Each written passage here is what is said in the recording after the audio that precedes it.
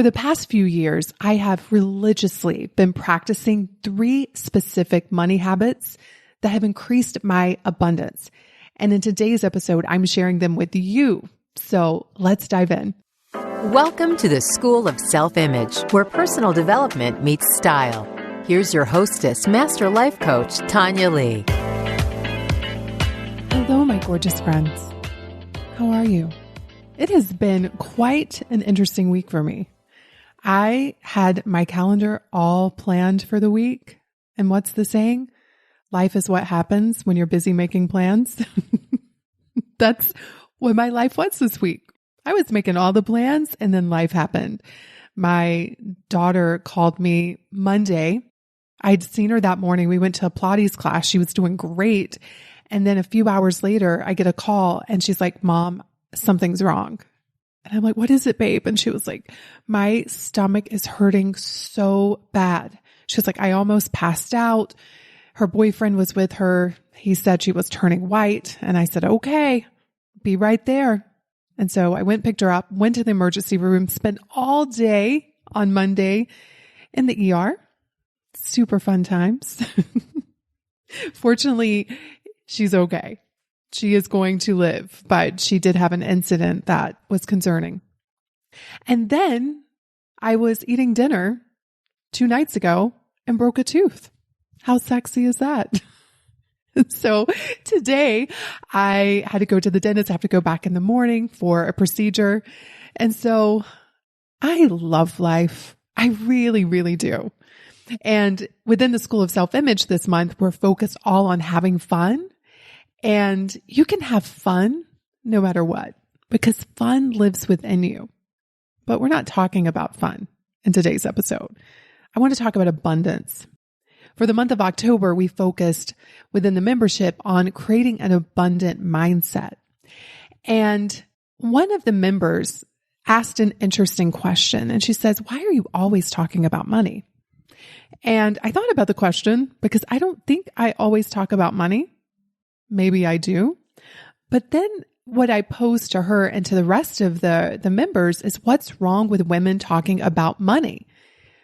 My male friends have no problem sitting around talking about money, how much they've made, how much they are going to make, about their negotiations and their investments. But when a woman talks about money, she gets crucified. How dare you talk about such a topic? You might as well talk about religion and politics. It's that bad in some circles.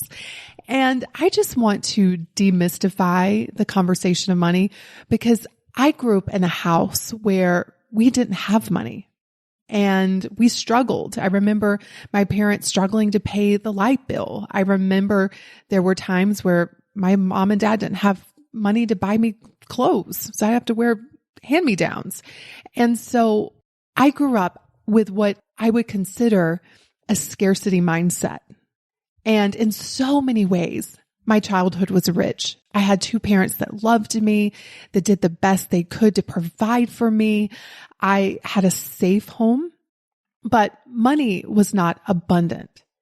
And so I know for those of you who struggle with money mindset, these are like deep-seated beliefs that follow us around until one day we're like, this is going to stop with me. I'm not going to pass down this kind of thinking to my children and to my grandchildren and to my great-grandchildren.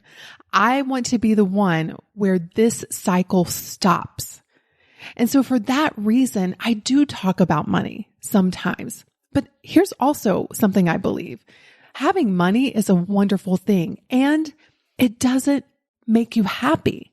I think there's a certain level of money where you are provided a sense of security and comfort, where you know that you can pay your bills and you're not struggling to put food on the table, where at a certain point, your happiness doesn't grow. I know a lot of people with a lot of money who are not happy. And equally, I think about my immediate family, my parents who don't have a lot of money, some of my other family members, and they're so happy.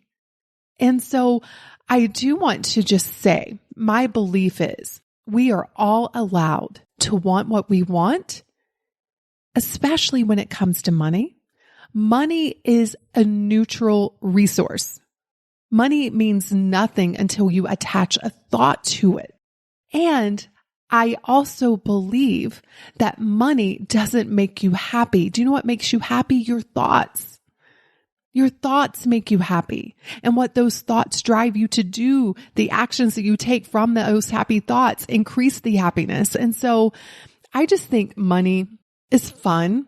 I think money is available to all of us.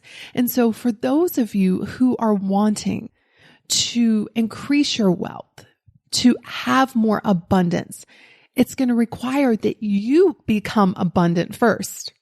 And this is why I love doing the work of self-image. Self-image is an inside job. And however you see yourself is what you are subconsciously telling your brain to go out there and create in the world. We will always live into the self-image that we have of ourselves. I dedicated an entire episode, I think it's 252, to talking about money and self-image. So be sure to listen to that if you want to look at how your self-image impacts money. But today, I want to talk about 3 money habits that will increase your abundance. Are y'all ready for this? Well, there's a song that starts out like that. Y'all ready for this? Do you remember that song? Anywho, okay. Habit number 1, expect money to flow to you. I always say, you don't get what you want, you get what you expect. And a lot of you are expecting the worst when it comes to money. And your expectations are based on what you have experienced in the past. And so you tell yourself, because this is the way it's always been, this is the way it's always going to be. And that informs your self-image. And so because you have these kinds of thoughts and beliefs around money and what you expect from money, that is ultimately what you allow into your life. Years ago, I read the book E Squared by Pam Grout.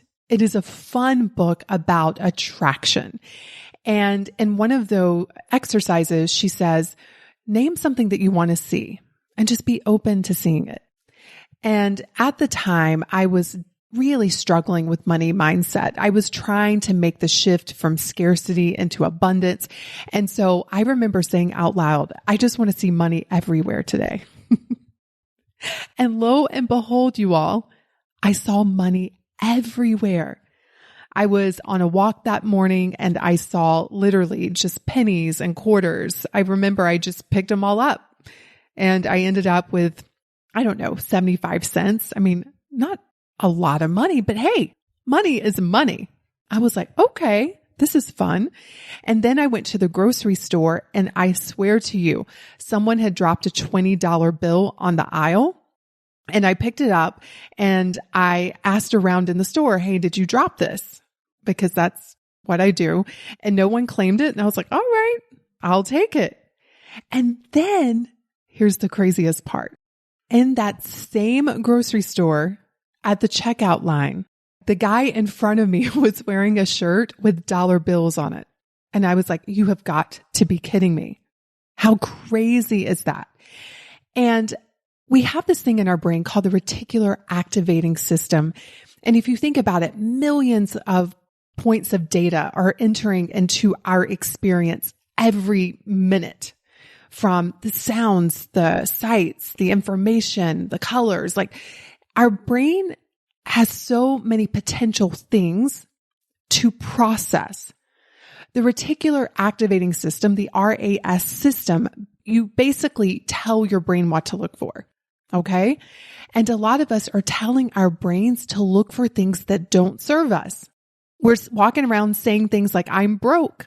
And the brain's like, it's like scanning. Okay, let's look for everything to confirm that she's broke, because that's what she told us to search for. But that day, I told my brain, I want to see money everywhere. Now, had I not told my brain that, what possibly would have happened, I would not have seen the coins on the floor or on the ground. I wouldn't have seen the $20 on the floor. And I don't know if I would have recognized the guy had a shirt on that had dollar bills all over it. But because I expected to see it, I had asked to see it, my brain found it for me. And it makes me wonder, you all, and this is my theory, everything we want is available. It's there in our experience somewhere. But if we're not expecting it and we're not telling our brains to go and look for it and to help us figure it out, then we will never be open to receiving it. And the other thing that I want to say about receiving is I feel like so many of us are givers. We're generous people. We love giving to our families, our friends, to our communities. But many women, especially, not so much men, which is quite interesting. That's a whole different podcast episode. But women, especially, struggle with receiving. And why is that? If you are one of those women, I want you to answer that question. I want you to ask your brain, why do I have such a hard time receiving? Because that's the work we have to do. We have to clear out that pipe so that abundance can flow. Because if you have a problem receiving, it's like having a big old wad of hair stuck in your drain. Abundance cannot flow. You will not allow it. You will sabotage yourself. You will push it away. I've seen this with my entrepreneurial clients. They'll start advertising their services and all of a sudden they get scared to ask for money. And so what do? Well, some people, they start sabotaging themselves by not putting their work out into the world. They decrease their prices. A lot of times they'll offer stuff for free. And there's nothing wrong in the beginning, if you're a coach, especially when you're getting started, to offer your services for free just to get the practice. But at a certain point, you have to trust in the value that you bring to the world and be excited about exchanging that value with someone who's willing to pay you. You have to be willing to receive. And here's what I learned. The more I am willing to receive, the more I am able to give. So for all of you who love to give, do not allow yourself, do not deny yourself the opportunity to give at a greater scale simply because you're afraid to receive. You've got to do the work to overcome that. For me, the work that I've done around this is that, number one, I believe there is plenty for all of us, which is why I am also willing to let money go and to place it in other people's hands through products and services and, things that I choose to spend my money on, because I trust it's going to come back because I've cleared that pipe of receiving so that it can flow. And the other side of that is that I also give way more freely. When I was full of lack and scarcity, I was so afraid to let go of money. I was so afraid of donating, giving, not because I didn't want to, but I was so afraid that it would run out.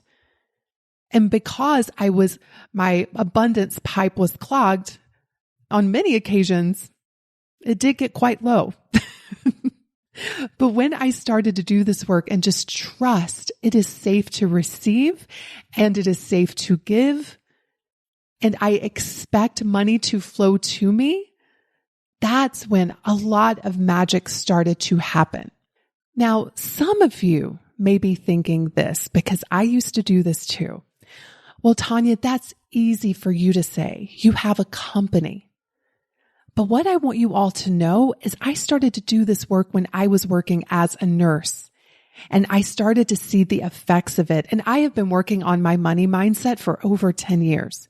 And I would say in the last 2 years, I've done the most work around it. And the reason why is that I was making big decisions in the last 2 years, and I was hitting up against my own limiting beliefs, my own lack, my own scarcity. I was hitting up against all of it. And so I thought I had made so much progress around mindset when it comes to money. And I realized, oh, wow, I'm just getting started.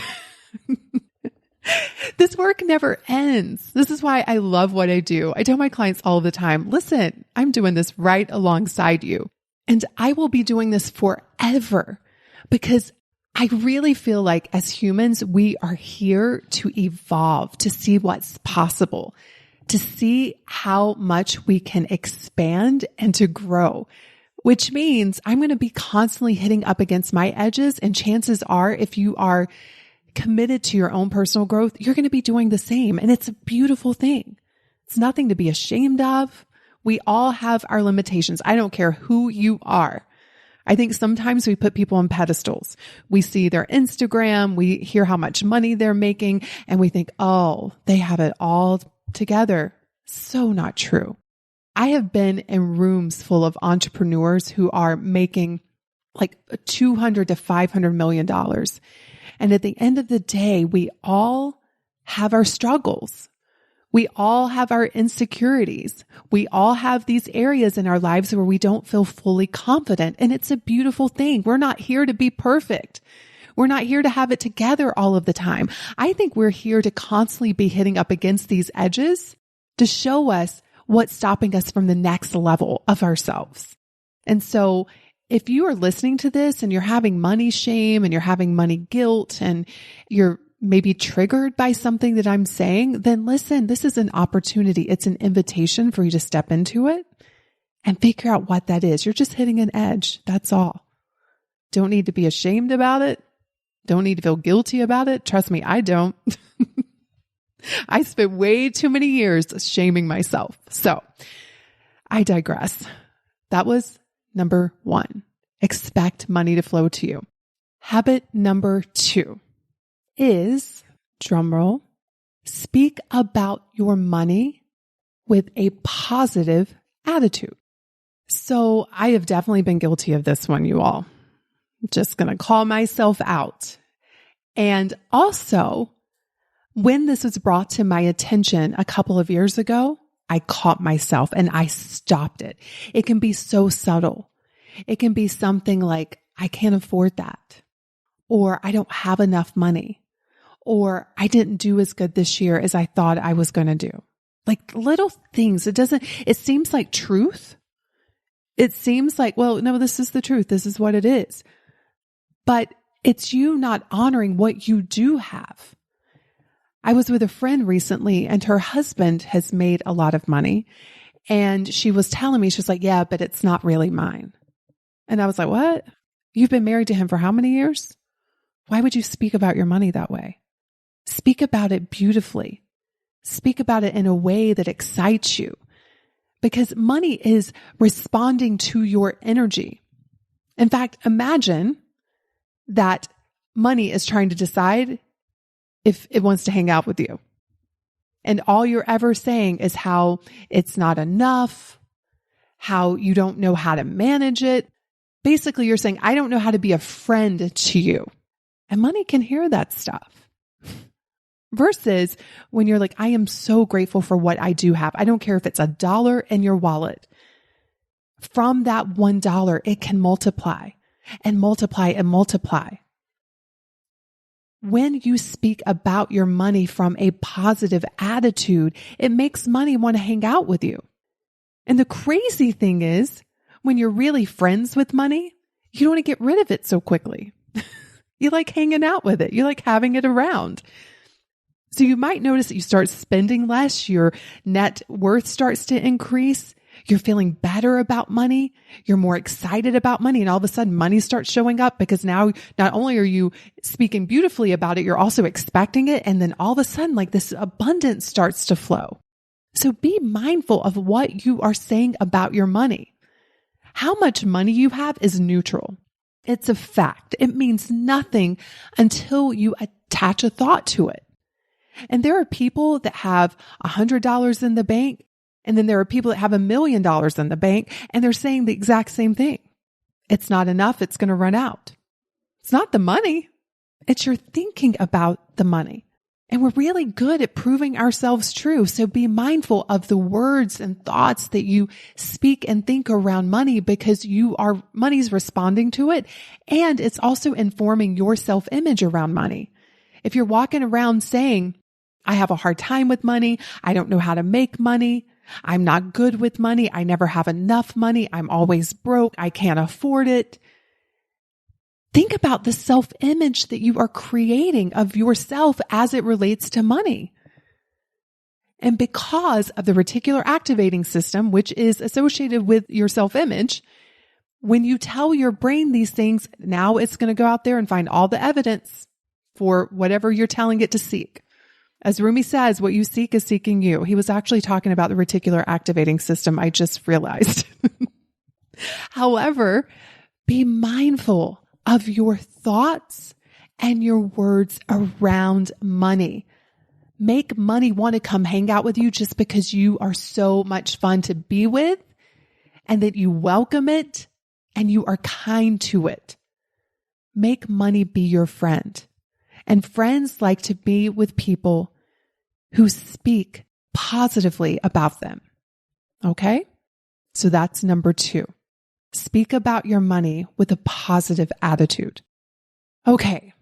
The final money habit that will help you increase your abundance is this. Habit number 3. Take care of your money. Literally, when I was broke, my wallet and my purse was a mess, meaning I had crumpled up dollar bills, stuffed in pockets, wasn't even my wallet, loose change always floating around in the bottom of my purse. I just taught an amazing class within the membership about wallets and purses, and it was so much fun. The women loved it. I gave them examples of different wallets and purses to invest in if they choose to. But at the core of the lesson, it was like, hey, ladies, let's take care of our money. Let's show money respect. I believe if we respect our money will respect us. And so now I have all of my money, always have cash on me. That's another rule that I follow. Didn't include it in this, but you can definitely borrow it. Always have cash on me. It's always beautifully arranged in my wallet. I keep my wallet very simple. I have a little coin purse I put my change in. And I like to, when I get home, I love to empty out my change into a change jar and watch that grow. It doesn't seem like a lot, but it's the underlying message that it sends to your brain, which is, I am a woman who takes care of my money. I'm not careless with it. I'm not unintentional with it. I don't just throw it around and abuse it and misuse it. I care for my money. And when I care for my money takes care of me. So these are 3 money habits that I have personally practiced. And I've watched it, you all, increase my abundance. And the reason why this has happened comes back to self-image. Doing these things has evolved me with my money mindset into more of the woman that I want to be. And I know I still have work to do. And that's the fun part.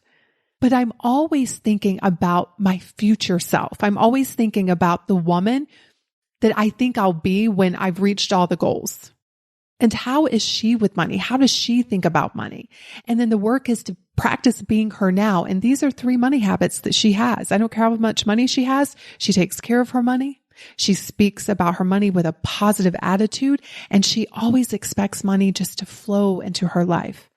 And as a result, she's able to give so much more, which is a beautiful thing, you all. So try one or try all 3. But what I can promise you is that if you do this religiously and at the same time practice working on your thoughts around money, you'll develop an abundant self-image, and whoever you're being, the world will reflect it back to you. So don't be shocked when the abundance starts to flow to you. I told you all. I warned you. Have fun with it, my friends. Can't wait to see you next week. Cheers, everyone. Hey, have you grabbed your free copy of the School of Self-Image Manifesto? If not, what in the world? Head over to schoolofselfimage.com/manifesto and get a copy that teaches you how to think and show up in the areas of mindset, style, and surroundings so that you can transform your self-image.